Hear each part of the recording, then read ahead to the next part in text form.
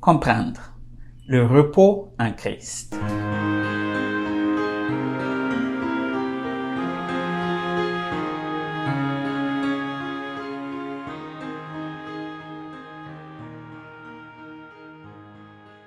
Bienvenue à votre émission. Notre étude aujourd'hui a pour thème « Venez à moi ». La question du jour, comment échapper à la manipulation religieuse?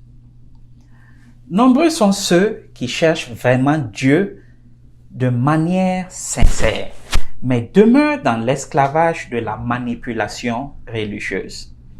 Aller à l'église, à la mosquée, prier, chanter, adorer est censé nous décharger des lourds fardeaux de la vie. Cependant, certains leaders religieux sont plutôt adeptes de la manipulation et l'abus spirituel, émotionnel et parfois même physique des fidèles. Alors, comment pouvons-nous échapper aux manipulations religieuses? La réponse est toute simple. Il faut venir à Dieu et non suivre un homme. Dans Matthieu 11, au verset 28 à 30, Dieu nous dit, « Venez à moi, vous tous qui êtes fatigués et chargés, et je vous donnerai du repos. Prenez mon joug sur vous et recevez mes instructions, car je suis doux et humble de cœur, et vous trouverez du repos pour vos âmes, car mon joug est doux et mon fardeau léger. » Venir à Dieu signifie répondre avec amour à l'invitation que Dieu nous donne de marcher selon ses principes. Dieu promet que, comparé au fardeau d'une vie sans lui, son joug est beaucoup plus facile à porter et son fardeau vraiment léger. Dans notre monde d'aujourd'hui, plusieurs guides religieux préfèrent vendre des illusions à leurs fidèles. Ils les attirent avec des faux miracles, au lieu de les inviter à renoncer à leur vie de péché et de se laisser transformer par le Saint-Esprit. Dieu est contre les religions magiques qui laissent entendre par des menaces ou de belles paroles la possibilité de marchander son salut ou de vivre une vie sans problème. Que faut-il donc faire? Pour savoir si les enseignements de votre imam, pasteur ou prêtre sont conformes à la parole de Dieu, il faut examiner ce que vous voyez, entendez et lisez en les comparant avec les principes de Dieu. N'acceptez pas tout ce qu'on vous dit et n'assumez pas que parce que la personne fait des miracles, cela veut nécessairement dire qu'elle a l'Esprit de Dieu. Car le diable aussi fait des miracles.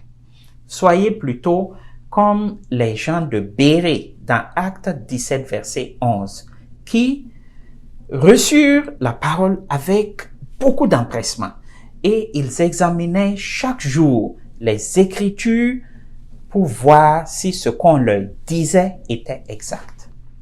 Mettons notre confiance en Dieu et en sa parole. Méfions-nous des hommes qui, pour des raisons diverses, peuvent nous induire en erreur. En tout temps, gardons à l'esprit que c'est Dieu que nous suivons et non pas un homme. Il ne faut surtout pas attendre de régler tous nos problèmes avant de venir à Dieu. Le premier pas à faire est de prendre l'engagement ferme, de servir un engagement pour mettre Dieu au centre de notre vie. Seul Dieu peut transformer nos cœurs de sorte qu'on se débarrasse de notre mauvaise vie. Chers amis, la solution pour échapper aux nombreuses manipulations religieuses est de venir à Dieu. Contrairement aux manipulateurs, Dieu ne nous fera pas pression pour qu'on vienne à lui.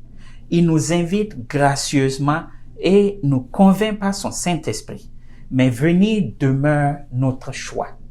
Venir, c'est exprimer notre confiance en sa capacité de prendre sur lui notre fardeau. Nous venons par la foi, croyant que Dieu est plus grand que nos problèmes. quels que soient vos sujets d'angoisse, confiez-lui votre cas et acceptez la solution qu'il vous offre.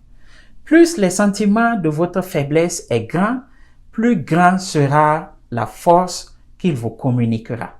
Plus vos fardeaux vous semblent lourds, plus vous serez heureux de pouvoir les placer sur celui qui a donné sa vie pour vous sauver. Y a-t-il vraiment quelque chose qui t'empêche de venir à Dieu?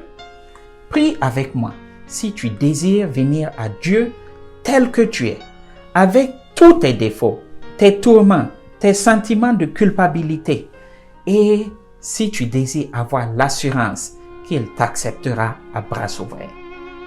Prions. Père éternel, merci pour ton amour et ta grâce. Merci parce que tu nous donnes l'opportunité de nous approcher de toi, tels que nous sommes. Merci parce que tu nous acceptes.